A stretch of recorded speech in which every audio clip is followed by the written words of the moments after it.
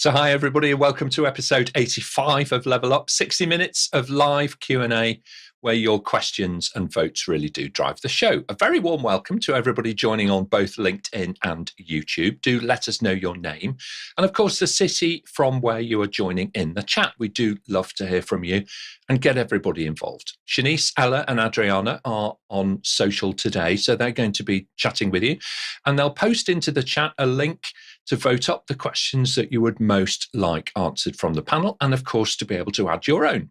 We live stream Mondays at 8 and Fridays at 2 in the afternoon UK time to both YouTube and to LinkedIn. Today, we're going to be talking about how to build a career in the world of public-private partnerships and how to become a PPP specialist. Now, I think PPPs are probably best known around the world for large infrastructure projects, building ports and pipelines and setting in electricity infrastructure and the like. But they're also often used to deliver a wide range of services for citizens as well. Now, joining us today, we've got a fascinating panel. So let's jump straight in and meet them all. New to our panel today, I'd like to welcome Dianne Rampadarath, and she is Assistant Director for Public Services at the Republic of Trinidad and Tobago. Dianne has a passion for sustainable rural development and has worked on a wide range of initiatives delivering green energy to rural communities. So welcome to Level Up, Dianne. Lovely to see you. Thank you very much, Nick. So I am very passionate about PPPs and international technical cooperation, as well as learning about different languages and cultures. And I'm very happy to be here today on Level Up. Thank you so much, Dianne. Dianne brings a world of experience and also, I have to say, a mastery for languages that I just can't seem to master at all. So really great to have you on the panel. Welcoming back now Nyananso Ekanem, of course. He is managing consultant over at Weircapacity in Nigeria. Nyananso's career spans both the public and the private sectors and leads by example with his passion, integrity, and also humility. Welcome back, Nyananso. Lovely to see you again. Thank you very much, Nick, and good to be back here. I look forward to engaging with everyone joining us today. I'm reaching you from Abuja. It's a rainy day in Abuja, about 25 degrees Celsius, so I'm enjoying it. I hope that you're enjoying where you are as well. See you. Thank you so much. It's a very unusual, Nyananso, for the UK to be in sunshine and Abuja to be in rain. So we'll celebrate this day a little, if we may. Andre Kruger is the CEO and lead trainer at PPP Training Online, and they have helped more than 500 practitioners achieve their CP3P qualifications, having worked at the World Bank, the UK Prosperity Fund, and many of the regional development banks. Andre helps his clients navigate through the world of PPPs. Welcome back to Level Up, Andre. Thank you, Nick. Welcome also to all colleagues online. We are really looking forward to spending the next hour with you and looking forward to your questions. I'm sure we will have a great day. Thank you, Nick. Absolutely. Thank you so much indeed. Mart Rovers is a leadership coach and consultant from INTERPROM in the USA. He spends his time coaching leaders and specializes in the area of business relationship management, a key skill for everybody who's involved in the planning and execution of PPPs, of course. Welcome back to the panel, Mart. Lovely to see you. Thanks, Nick. Thanks, APMG, for having me again. Look forward to the exciting questions that have already been posted, and can't wait to share information and hopefully help the audience. Okay, excellent. Thank you very much indeed. Now, completing our producers today, you can see so many of them online, from Adriana and Ella, of course, who are there helping support our social engagement, through to, I've just seen Samson pop up. So welcome, Samson. Great to have you as part of our producer team today. Of course, you are the producers because it's your questions and votes that drive the show. So Ali, welcome from Dubai. Please do jump into the chat and put your questions directly in, and the social team will pick them up and share them with the panel. All right, very good. Completing our team on camera today is our question master. She is Charlotte Miller, and she's joining us from the heart of the UK's Silicon Valley, down here in the south of England in Berkshire. Welcome, Charlotte. Great to see you. Thanks, Nick. It's good to be here for what seems to be a very interesting episode by the number of the viewers that are watching us at the moment. It's fantastic to see so many people watching us both on LinkedIn and YouTube. All right, excellent. So let's jump straight into those questions because I can see them starting to stack up, panel. So let's begin, and we'll take our first question, please, Charlotte. Thanks, Nick. We've got a question from Theo. Theo asks, will I receive international recognition when becoming a public-private partnership specialist? All right. It's a really important part of all of our professional development to be recognised. Nyananso, start us off on this one. Okay, so let's start by defining international recognition. So if it means being on the front of Time magazine, I've not seen a lot of PPP specialists on the Time magazine. But if it means if you're in that PPP space, that you'll be recognized, yes, because if you're a PPP specialist and you're helping to deliver projects from concept development to project preparation and structuring, and also even delivering contracts, then you'll be recognized in that space and you'll be on demand for your services. Absolutely. Fantastic. Thank you so much. And I love that idea. I think that you may yet appear on the cover of Time magazine, Dianne. So don't rule it out, my friend. Okay, it's just a matter of time. All right, let's hear from Dianne. Your thoughts on this one, please. Yes, definitely. Once you become a PPP specialist and work on various projects and your name is recognized, you will have international recognition. And also because of the courses that you would have undertaken, for example, the CP3P exam, which is internationally recognized. So yes. All right, excellent. Thank you so much. One thought from myself just on this is that, the international recognition part usually comes in two forms. First of all, the certification itself projects that not only have you learned about the subject area of public-private partnerships, but also you're using an internationally recognized standard. Okay, you're judged against an internationally recognized standard. And that really does have merit because it helps you, it helps your team, and it also helps your organization to be more successful when you're bidding. It's very rare that PPPs are delivered by a single organization. It's usually a collection. It's usually a conglomerate or a grouping together of different organizations working together. And that allows you to speak a common language and to work together in the most effective and efficient way. So some really great answers to that question, and we'll work on raising you up a little bit as well and giving you a little bit more recognition around the world through Level Up. So very good, Charlotte. Let's move on, please, and we'll take our next question, if we may. Thanks, Nick. We've got a live question from a LinkedIn viewer, Philip. What is the role of a public-private partnership in humanitarian settings?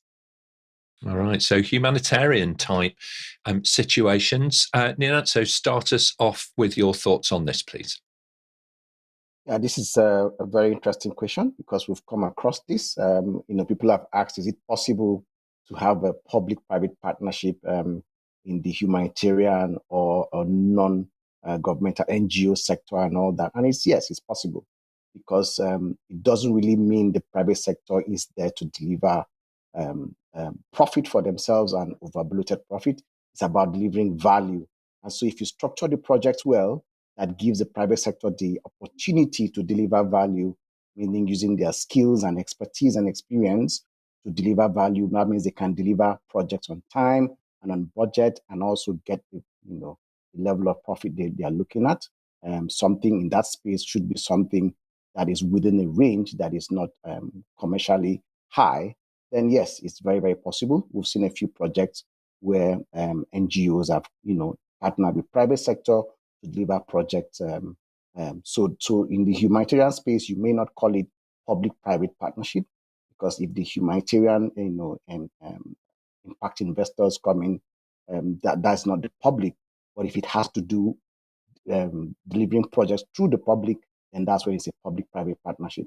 But yes, PPPs can actually work in humanitarian space. Okay, thank you so much, Dianne, and then Mart. Yes. So PPP projects are wide-ranging. from economic to social. So a lot of these social projects implemented under PPP arrangement can contribute to humanitarian issues. Thank you very much indeed. And Mart, your thoughts, please. I'll take a liberal approach to this question as far as answering it. The P in project management, somebody once said, is as much about people as it is about project. And when I see humanitarian, I think immediately, well, it is about people. I think what PPP has done is to allow for so many good causes as far as humanitarian purposes or goals to be achieved. I don't think. I mean, it would have been a much bigger challenge without PPP to get those accomplished. So I think there's some great successes to to share and to be proud of. So absolutely, the answer is absolutely yes. Yeah, absolutely. Thank you very much indeed. I think one thing that the panel would all agree with is that these sorts of partnerships take time to build. All right. And they take time to put in place and to be effective and to ensure that there is value for citizens and a balance of risk shared between the public and the private sector. Now, often humanitarian situations creep up on us somewhat, despite colleagues who work in the sectors being able to forecast with increasing accuracy that trouble is on its way. It only becomes newsworthy at the point of need. And so there is a scramble then to be able to deliver services in that context within a timescale and at pace and at scale. So from that perspective, I think sometimes it's a little problematic if you're trying to scramble to meet an immediate need. But if you are able to work together to put together a package and work in a way in advance of that need, then it can be super fulfilling for everybody. So very good indeed. Thank you so much, panel, for your thoughts. And Philip, excellent question. It's really got us going. I can see lots of people are also contributing on social. So thank you so much for all of that. Charlotte, let's crack on and we'll take our next question, please. Thanks, Nick. We've got another question from Theo. Can a PPP specialist also act as a PPP contract manager or maybe a colleague in contract management team? Okay, thanks very much indeed. Andre, start us off, please. Thank you, Nick. And Theo, thanks for a good question. So what we have in the PPP space, and let me maybe use the UK as a practical example. In the UK, there's a number of PPPs that are coming closer to the end of their life. I think there's a number of 600 odd projects within the next 5-6 years coming to the end of its life, to the hand back phase. There's just not enough people around. There's just not enough specialists around to be able to firstly develop projects. If I think about the African continent, there's just not enough people to play the role with either within governments or in the private sector when they prepare their bidding. And then the contract management, maybe an area that we neglect significantly. Most government people focus by default on developing the project, bringing it to market. And once you've brought it to market, you've appointed a private sector bidder, the contract is signed, you sort of want to sit back because it's been quite a hard road to get to where you are at that stage. Contract management, absolutely important. So yes, a PPP specialist would play a role in the initial stages, during the contract management stages, that very important handback stage. So yes, a very good question and a very important job opportunity for many, many, many people. Yeah, absolutely. And that kind of corporate knowledge, effectively, that you're building up during that period is so vital to be able to get it right. Nyananso, your thoughts, please, and then Dianne. Yes, very, very, very interesting question. Yes, the answer is yes. PPP specialists can also act as PPP contract managers. And the reality is that I think that's the best level where value is delivered. So you need specialists that understand the PPPs to be able to be part of the contract management stage of the project. So if you deliver projects through the concept and also the business case and structuring the contracts, and now go ahead to sign the contracts, most times we think that's where it ends, but I think that's where value delivery actually starts. And so yes, you need a PPP specialist that understands the entire PPP project process, but also understand what the contract requirements are and be able to support the two parties to deliver the contracts effectively. Yes. Okay, thank you so much. And Dianne, final thoughts on this one? Yes, very interesting question indeed. So one of the training aspects to become a PPP specialist is to learn about the stages of contract management. And these involve appraising and preparing the contracts, tender and awards, managing the contracts, or at the construction and also at the operational and maintenance stage. So yes, definitely as a PPP specialist, you are very knowledgeable in the area of contracts and contract management. Excellent. Thank you so much. Mart, you've had some thoughts on this one as well.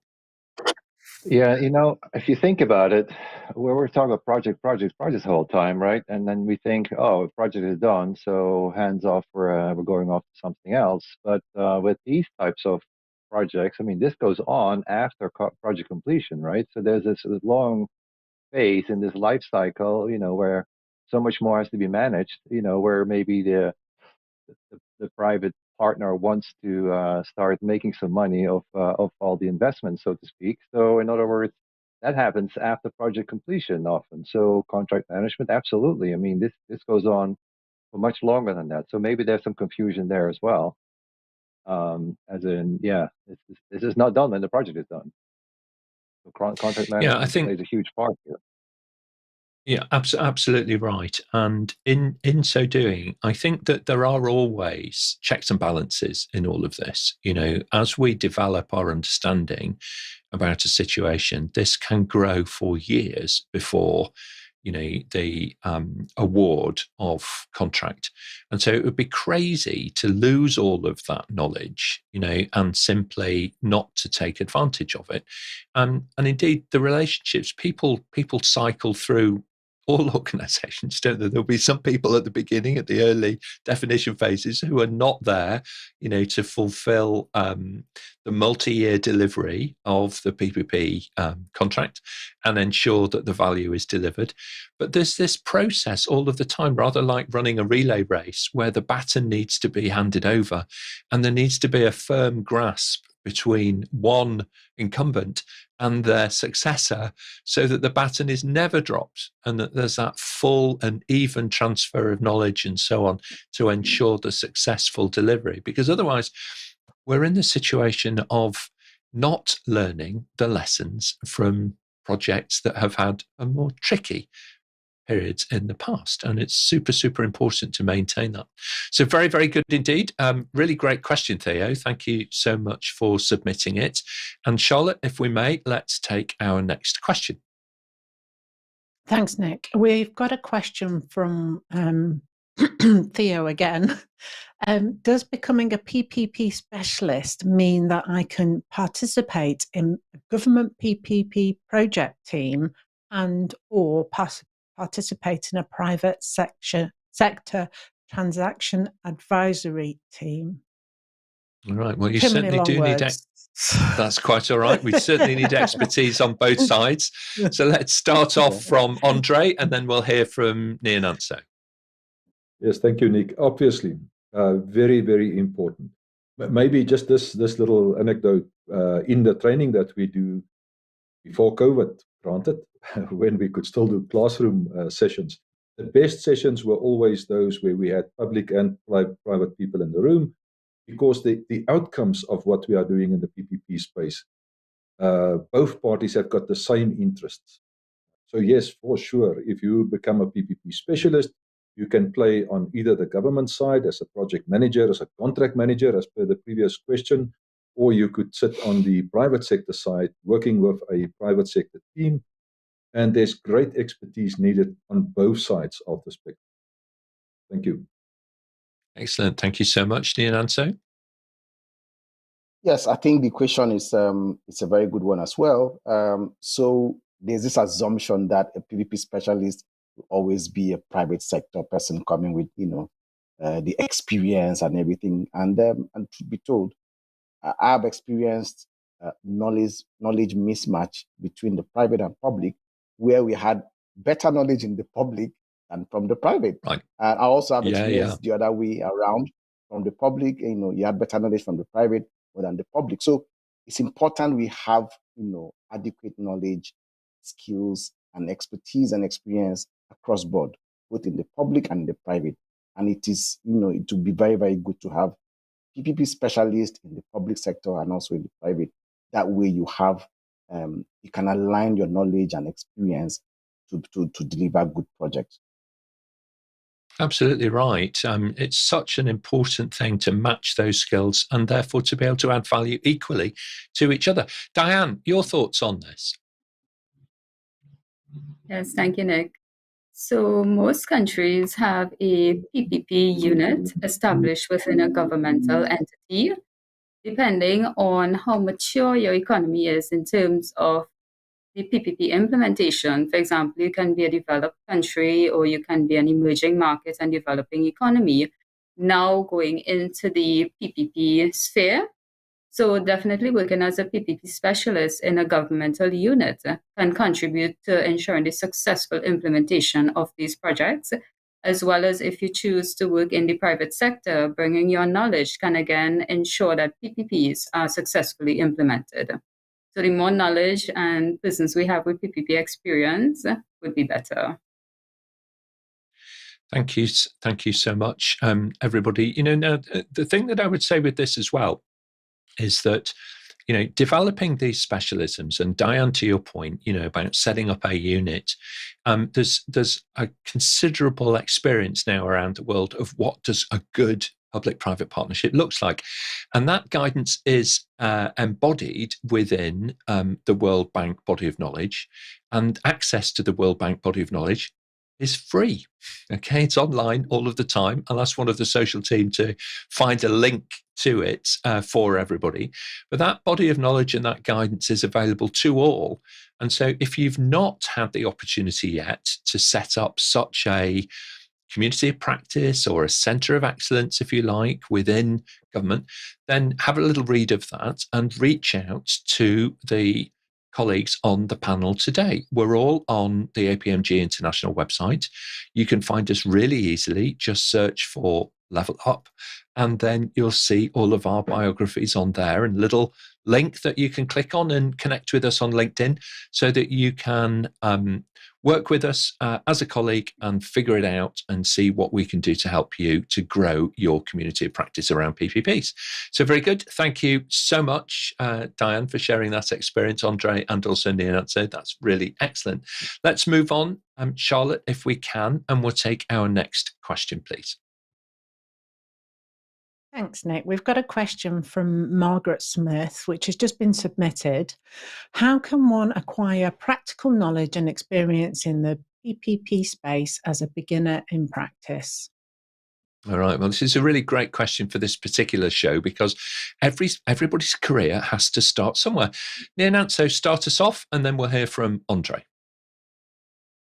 Yes, very, very good question as well.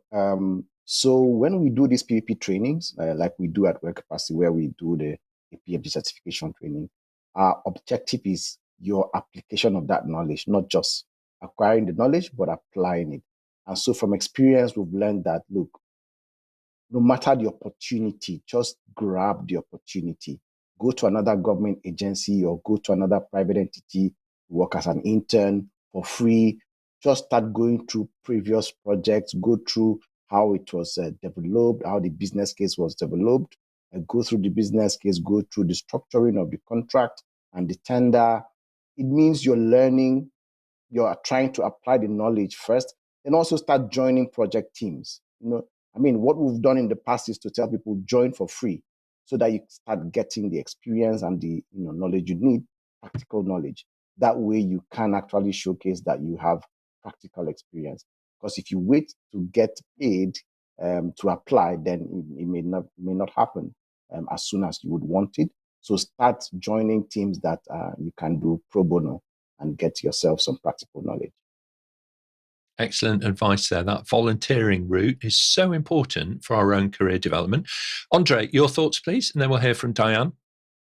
Yeah, so I'll take take it a step further, but firstly want to confirm what Nyananso said, absolutely important. What we find in training is we find people that has been working in a PPP unit or maybe in a national government department for a few years with infrastructure, and then want to take it further. They want to become involved in the PPP space. Similar on the private sector side, consulting engineers, lawyers, that have been in their business for a while, and now they want to become involved in the PPP space. Then the first thing they normally do, based on my experience, is they take the training. They do the training and then progress from there. As Nyananso said, also in the practical training sessions, we try and use case studies. We also try and open up, similar to what you have done, Nick, earlier on by referring to the World Bank knowledge base. There's really a lot of information available, even if you are interested in sector-based information. In our training company, and I'm sure all the training companies would also collate that information. Because tomorrow one of your previous students will come back and say, listen, please help me with a port PPP. If you've got any case studies. So fully agree with Nyananso, and if you have progressed a little bit further and you're in this space, take the training, go through the process, learn from different people, get to know about the websites, the information newsletters being put out. The one that I can mention is maybe the GI Hub. I'll put the link to the GI Hub on the system. Also a very good resource. They work very closely with the IFC and the World Bank. Thank you. Yeah, thank you. I was coming across GI Hub actually recently as well, and looking at some of the work that they're doing. So I do think that that's a very interesting, resource to be able to tap into as well. So very good. Thank you so much, Andre. Dianne, your thoughts on this? So I definitely agree with my fellow panelists. Undertaking the CP3P exam is indeed a must. Also, APMG level up sessions about PPPs are very informative in terms of learning about the practical knowledge of how PPPs are implemented. With regard to experience, you can look at sourcing a job or maybe an internship in a unit or in the private sector in a subcontracting company. So you would get a lot of experience in how PPPs are actually implemented. And of course, network as much as you can. Yeah, it's great advice, isn't it, really? And, from all of these things, you get the opportunity. The opportunity can present itself, but one thing to do is to say it out loud. Say it out loud to your manager, to your colleagues, and say this is an area of real interest to you, and you'd like to get involved. And even if it's just simply joining in and facilitating, meetings or taking minutes or, starting, just volunteer, okay? Just get engaged, volunteer and join in, because then over time your network builds and you build and build and build. If you remember back to how you began your career, that very first day, you knew very little and almost nobody in your organization. So do take that first day type approach again when you're starting to branch your career and look for development and specialisms that have so far eluded you. Take that opportunity to really reach out to people and network and join in. Mart, you coach a lot of leaders. How do you go about coaching those leaders to recognize talent in their teams and to give those people who ask for opportunities the chance to join in? How do you go about doing that? I'm always going back to, what's their passion, and match that with, where's the talent or where's the need. That's my approach usually. That's actually what I try to find out. What is it that gets them going, and and then develop that, of course, with the appropriate training, experience, and so on. But that's where I usually start. Figuring out their passion.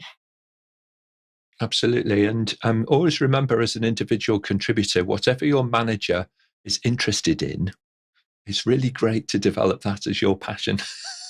It's just a kind of a thought for you, okay? Because then you start to really connect with whoever it is that you report to. So very good. Thank you very much indeed, Mart, for that advice. Excellent. Very good. Charlotte, let's move on, please. We'll take our next question, if we may. Thanks, Nick. We've got another live question from Vivek. Is the PPP role more contracts than claims? All right. So there are lots of roles involved in PPPs, but Andre, you've got some of the kind of the grey hair from executing around the PPP space. I feel more optimistic, to be honest. I feel on the optimistic side of this than the negative side. Start us off with your thoughts. Thank you. We have actually retrained a contract management team. PPP, 22 years old, and all of a sudden the councillors in the municipality realized that the contract management team has disappeared. They've dissolved because people move on. You spoke about this point earlier on, that people progress. They maybe get a different position at another place anyhow. So we've been fortunate to deal with a contract management team that we had to retrain. They had fortunately had an international sponsor that paid for the courses. But no, it's firstly it's the steps, and I think the colleagues online has also referred to that. Or there's phases in a PPP. So a PPP specialist is firstly, well, if we think about the process in PPPs, firstly involved in maybe the decision-making process to decide on projects, the feasibility stage, the bidding phase, awarding the contracts, and then moving into the contract management phase, and then moving into the handback phase. And obviously in that contract management phase, it's all about claims as well. So is the PPP role more contracts than claims? Yes, if you work in a contract management unit. Or maybe if you work in a contract management unit, you will deal with the contract and all the consequences of the contract. Maybe government did not do what they should have done, or maybe the private sector did not do what they should have done. So in that perspective, it's significantly about claims. But if you're on the other side, in the project development side, it's about data, building up data, because we are working with life cycle projects. I hope that helps. Yeah, I think it really does. And it's a really insightful question. So thank you, Vivek, for posting it. Nyananso, in your experience, is it more about contracts than claims? I would say it's more about avoiding claims. So it should be more about contracts. So so what we do is to make sure you limit the claims, down the line. And because that's where the value of PPPs are delivered. From when you sign a contract and start delivering the projects, and people see the infrastructure and they can actually use it. It's operational, and they can get the value of PPPs. So that's where you want to deliver value. And so you don't want to have more claims. And so what I would say is PPP role is actually very important at the development stage, at the feasibility, the contracting and all that, because that's where you reduce the number of claims you have at the contract management stage. And so it's important to have good experts in place on both sides, the public and the private. That way you reduce the claims at contract management stage and focus on delivering value to the users. Thank you. All right. Okay, excellent. One thought that I had when I saw this is that this is actually joining the story halfway through. This is like watching the Netflix miniseries, but starting at series 5, episode 4, okay, and not from the beginning. Because right at the beginning, PPPs are all about building relationships and actually understanding, first of all, what is it in terms of services, infrastructure, and so on, that citizens are needing and are going to deliver real value, and then building on those relationships to establish a group of individuals, teams, and organizations who can come together in order to be able to service that need and deliver an outstanding, high quality and productive PPP partnership between government and the commercial organizations involved. So I would say it really does all start with relationships. And on that point, it's worthwhile considering those first, because through relationships come contracts, and contracts really, you only really want to rely on for clarity. You need the relationship first. Mart, you work a lot in this kind of area, helping people structure relationships and develop business relationship management. How important do you see it as within the PPP sphere? Thanks for asking, Nick. This really complements PPP, the business relationship management aspect. If I would explain business relationship management from 4 different angles, then I think it immediately resonates. I mean, we already talked about value a couple of times. You mentioned that, right? Relationships, of course, you want to get something out of it that needs to be of value. Driving value is something that business relationship management is very keen on, very focused on. And so is Triple P, of course. You want to get the value from these initiatives. But the other 3 aspects, one is its purpose. Why are we doing all this, right? Something needs to be better off in the end, and that's of course relationships are key in this whole environment. Which brings me to that 3rd aspect, that's cultures. I mean, how often do we deal with different cultures in the private sector or in the public sector? I mean, that's in general, in broad terms already different cultures, but then add international flavors to that, and then, it gets even more interesting. So that relationship aspect becomes even more important. And finally, obviously, relationship management is about building partnerships. And I mean, I think by these 4 areas, the purpose, the value, the culture, and the partnerships. I'm assuming the audience that knows a little bit about the PPP, we recognize it as hey, wait a minute, that's what we're talking about as well. So they go really a good hand in hand. So thank you, Nick. Okay, thank you so much indeed. Thank you, Mart, and thank you, panel. And most of all, Vivek, thank you so much for a really insightful question.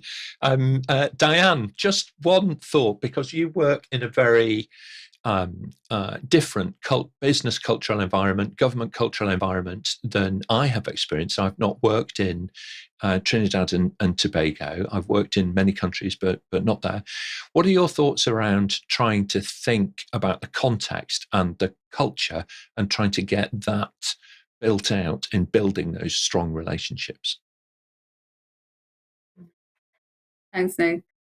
Understanding culture is indeed very important in the implementation of projects. In Trinidad and Tobago, with regard to PPPs, we are considered an emerging market and developing economy. So we have a lot of interaction with more developed countries in Latin America, where we interact with them to get a lot of experience and knowledge with regard to PPPs. So understanding the different cultures is indeed critical for us to be able to implement a successful PPP, to successfully establish our PPP unit, because we have so much interaction with different cultures. So definitely it's an important aspect to consider. I completely agree with you. It makes all of the difference. It's not often what you're trying to say or what you're trying to do. It's how. How do you go about doing those things? And to get that right, you need to understand, the cultures in which you're working. So really, really great. Thank you so much, Vivek. That sort of lifted us up a little bit, and we branched out into a whole range of different areas from that seed of a question. So thank you so much. Charlotte, let's move on. We'll take our next question, please. Thanks, Nick. And saying that, we've just had a live question come in from Monica. Monica is a LinkedIn viewer, and she asks, could we also hear about other PPP best practices that come to minds of the speakers? All right, so I'm going to give the speakers a few moments to actually just kind of consider this question. So it's kind of some best practice or some good advice, some top tips, whatever you would like to start us off with. So Andre, I'll come to you first, and then we'll hear from Dianne. Thank you, Nick. And immediately what jumps to mind is Ethiopia. We know it's a centralized economy previously being managed on that basis, but with the president not being new anymore, not everybody obviously agrees with what he's doing, but they are moving actually quite significantly into the PPP space. So what they did from the start was to firstly train up the senior decision makers in government. We literally had the Director General, it was a lady, I think there's something in there, and she had all her directors sitting in the training room for a whole day. And only after that was completed, they allowed us then to train 3 people from every utility in Ethiopia.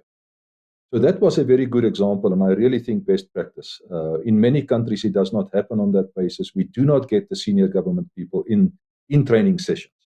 There, they've done it differently. First, train up the people in the national departments, and then you go out to the utility. So to my mind, that was a brilliant example of what could be done.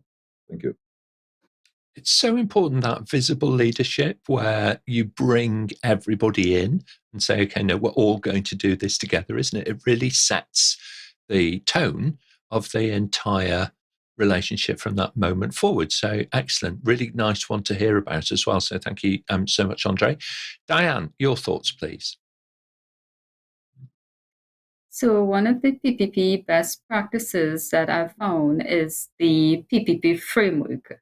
Once an economy has an accepted national PPP framework, it provides the enabling environment for PPPs to be successfully implemented. So I would suggest that countries, whether you're developing or emerging markets and developing economies, should have a PPP framework which outlines the rules and the regulations for implementation of PPPs. Thank you very much indeed. And Mart, your thoughts? Just a quick one.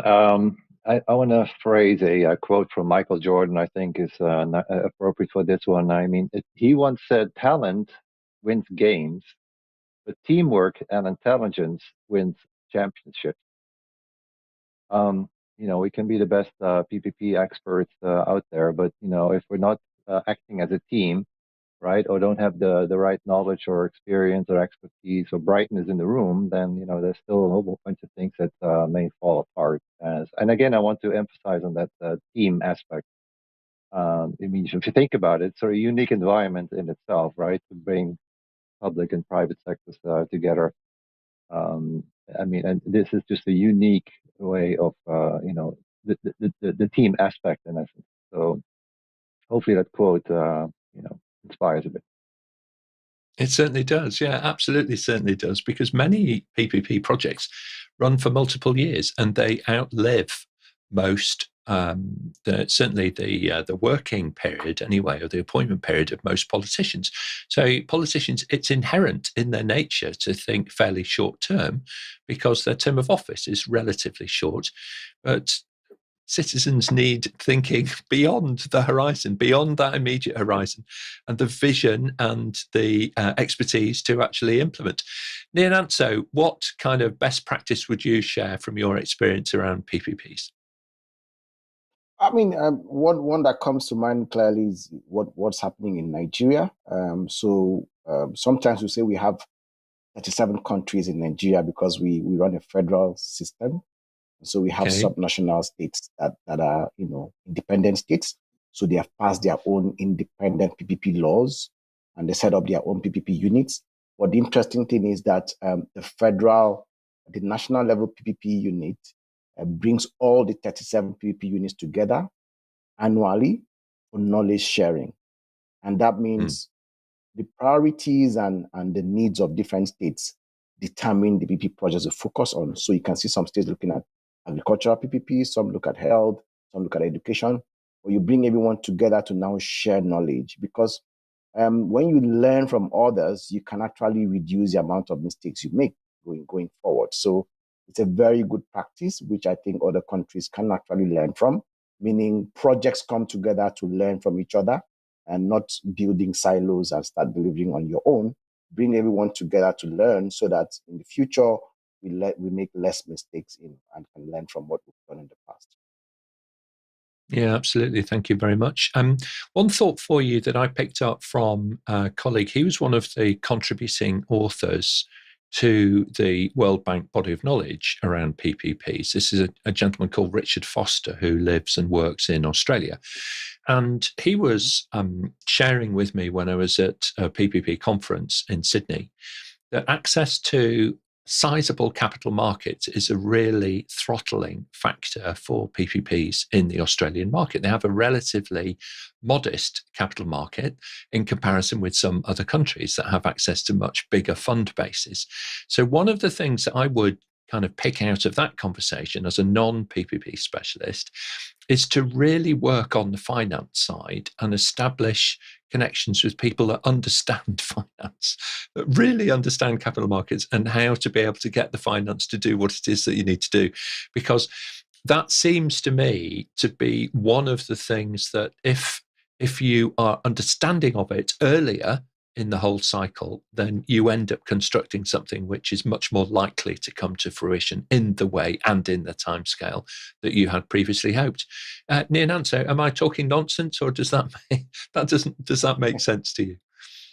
Yeah, that just triggered something else, and so something significant happened in Nigeria as well because of financing for projects, and I'm sure you know investors look at risk, and so there's this agency established with the support of the Sovereign Wealth Fund of Nigeria. It's called InfraCredit. It means it can guarantee projects. So they come in to look at projects and give it a rating, and they can guarantee your project, and that has attracted a lot of investment. So that's a very, very good best practice as well. Meaning, can you have a framework where projects can be guaranteed, and that gives the private investor confidence to come in to make investment because of the risk in terms of perception of that market. So it's a very good one in terms of attracting investment as well. Absolutely right. Andre, from the banker's perspective, your thoughts? Yeah, just a very interesting short story on what's happening in Uganda, taking cue from your finance focus. What has happened in that space is that the PPP unit in Uganda, very active, proactive, and Uganda has got some challenges, financial challenges, like many other countries after COVID. But nevertheless, they identified the need to help some of their stronger municipalities, local governments, counties, if you wish, to help some of those local governments to develop some of the urgent, larger type projects, water, etc., etc. And the PPP unit appointed consultants to go around the country, identify projects that would be suitable to potentially develop as PPPs. And what the PPP unit said is that for the top 8 projects in the country, they will provide viability gap funding to increase their viability, to improve the affordability for government. So they were thinking of the financial aspects from a government perspective, and then looked at projects being developed by their local government in environment. So I think it's a brilliant example of what you can do at a national level, helping your municipal environment to successfully potentially develop some projects. Thanks. Excellent. Some fantastic insight there. And thank you so much, Monica, for posting it into the chat. Now, we're running out of time a little bit today, so we're going to pick up the pace. Charlotte, let's take our next question, please. Thanks, Nick. We've got a question from Chidnima. I'm sorry about the pronunciation. What are the long-term benefits of becoming a PPP specialist? All right, some benefits, please, panel, over the long term of working in this space. I would say, first of all, one of the things is it's hugely rewarding. It's rewarding to be able to see policy and practice come together in a meaningful way. Nyananso, your thoughts? So first is that you will always be on demand, I can assure you. so that means it means you're going to have good projects coming your way and good opportunities coming your way. But apart from just having the commercial benefits, it's also an opportunity to experience new projects, very, very unique, because all projects are unique, I can tell you. Even if it's in the same sector, you will definitely go through different experiences. And so for a specialist, you have the opportunity to interface with different people, different frameworks, different policy environment, different cultures. These things, can actually help improve you as a person. And so you're learning as you're delivering value as a PPP specialist. All right, excellent. Thank you so much. Dianne? So all PPP projects are very different. They range from economic to social projects. So working as a PPP specialist can help you contribute to economic, social, environmental, global sustainable development, which is indeed a very key topic now in terms of sustainable development of all economies.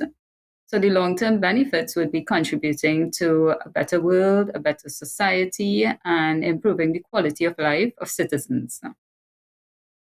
Okay, thank you so much. And Andre? I'm actually fine.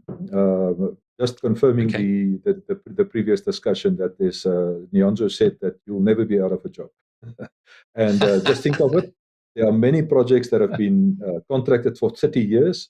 All of them need contract management. They need additional staff when they get to the handback phase, or additional consultants to help them. So it's a proper career opportunity, and I think a very rewarding one.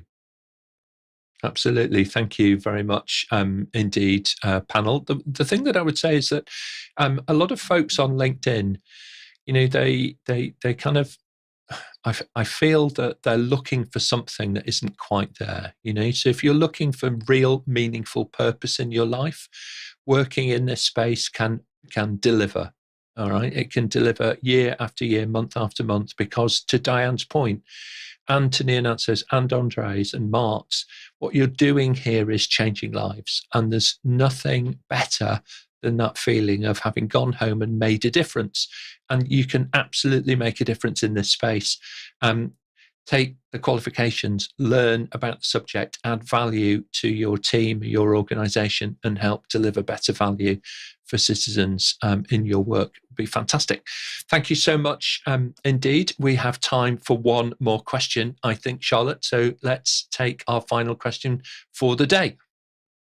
I've never done this before, but I'm about to. Got a question from me. And my question is, what is the main feature of public-private partnerships that you find interesting? Sorry, very interesting. Right. Okay, so the most fascinating aspect of working in the PPP space or of public-private partnerships themselves. Nyananso, start us off. Yes. For me, it's been, I started out as an engineer. I worked on civil engineering projects. So it was very interesting looking at project management from end to end, delivering assets. So that, for me, that was like the best thing. And when I got into PPPs, I now realized that okay, there's something else that we were not getting. Risk allocation is the best aspect for me in PPPs. It means as that contractor or the person taking over the responsibility of delivering the asset, in terms of the asset itself, and also the operations of that asset to deliver the services they have been built to deliver, you take responsibility. And that's, for me, is the best aspect of PPPs, because it means as you build the asset, you have in mind that you're going to operate it. So you must put in quality, but also operating it is where you get your payment. So you must make sure you deliver very good service to the user public. For me, that's the best aspect of PPP. Fantastic. Thank you so much. Very from the heart, spoken from the heart, very authentic. Thank you so much. Dianne and then Andre. So as an emerging market and developing country going into the sphere of PPPs, one of the aspects that I found very interesting, and it took me a little while to become accustomed to it, was the fact that a public asset was being operated and managed by a private entity using public funds. So to me, that was very interesting, and it took me a little while, but that's one of the aspects of PPPs that always stayed with me. It's amazing, isn't it, when you've got that governance structure right and you're getting the best of both worlds, and 2 and 2 really can make more than 4 in those circumstances. So really brilliant. Thank you so much indeed. And Andre, your thoughts on this? A very interesting point is that popular perception is that once we get into PPPs, we're going to lose jobs. I suppose it could be a labor position, etc., etc. But the contrary is true. And why is that so? It's probably because once government has appointed a private sector company to do what they need to do, governments also try and expand service delivery wider than government previously could do themselves. And for that reason, the private sector typically appoint more people. A good case study, and if you're interested, there's no obligation. Check out our LinkedIn page. We have just today posted an article on Egypt, aggressively making use of PPPs to create jobs. I'll just leave it there. Excellent. It's an amazing story, actually, where people normally think, listen, we shouldn't do it because we're going to lose jobs. But I'll just leave it there. Thank you. Okay, excellent. Thank you so much indeed. Thank you so much to everybody who's been submitting questions to the panel today. We're starting to run out of time a little bit, so we're going to go to closing remarks now from the panel. It's been a really fascinating return to the world of public-private partnerships. Andre, if I may, I'll come to you first, and then we'll hear from Dianne. Yeah, well, thank you very much, Nick and APMG, for the opportunity. We really appreciate, and my hope is that those online can take something away from this, even if it's just a little bit, and move forward, helping us to help ourselves in the infrastructure space. So greetings from Absolutely. PPP Trading Online. Thank you. Thank you so much indeed, Dianne, and then Nyananso. Thank you very much, Nick, and APMG International for the amazing opportunity to appear on the show and to provide information and some guidance. And just a quote that I've always kept in mind with regard to PPPs: when public contractors combine intellectual and other resources, more can be achieved. So using the basis of a partnership, once we work together, we can achieve more. Thank you. Absolutely right. Really inspiring quote. So thank you so much, Dianne. Nyananso and then Mart. Yeah, thank you very much. It was a good opportunity to interact with everyone again. And to the panelists, thank you for sharing knowledge, and also to all those that have asked questions. And those that even couldn't ask, you have the opportunity to post online and interact with others. You have the APMG links and all that. Apart from gaining the knowledge of PPPs, it's important to build your skills and also gain the experience, and also maintain the focus that PPP is designed to deliver value, not just to build the asset and build commercial value for private sector. Is designed to deliver sustainable development for all. Thank you very much. Thank you so much. You're absolutely right. Mart and then Charlotte. Just a quote about the relationship aspect of Triple P. It says, "No one can whistle a symphony. It takes a whole orchestra." Very good indeed. Yeah, very good. Yeah, absolutely right. Relationships are so vital to all of these. So absolutely brilliant. Thank you so much, Mart, for bringing that to life as well. Charlotte, your reflections on today's episode. Thank you very much to the panel, and thank you very much to the amazing audience that we've had, viewers watching today. It's been really great to see so many people enjoying the show. And thank you for Dianne for being one of those viewers, but is now a panelist and has done such a fantastic job. Thank you, Dianne. Absolutely. Very well done indeed. Lovely to have you on today's panel. Now, on all of our producers' behalf out there watching us online and putting in the questions, I want to thank the panel from the bottom of our hearts for being such a great team today and answering all of those questions. To our producers online, thank you. for joining us today. You can join us twice a week. Brilliant questions that you've submitted again. All right. Our quality of our conversation increases each episode because of the amazing questions that you deliver. Now then, over on our website, you can in fact search for all of those questions that we've answered today and the answers to another 1,400 or so. It's a comprehensive free resource connecting you with more than 140 experts from all over the world, as you've seen. Don't forget, you can also listen to the audio versions of the shows on your preferred podcast platform. So please do that. This coming Monday, on the 15th, we're going to be exploring how to manage agile projects and connect project managers with Scrum teams and agile organizations and the agile philosophy and the agile manifesto and so on. So that's absolutely a key show to join in with on Monday the 15th. Friday, then on the 19th, we focus on cyber as we figure out how to become a NIST cyber security professional. Subscribe to the show and we will of course send you a personal summary of what's coming up and how you too, just like Dianne, can join us here on the panel and level up your career with APMG. Thanks very much, everybody. We'll see you next time.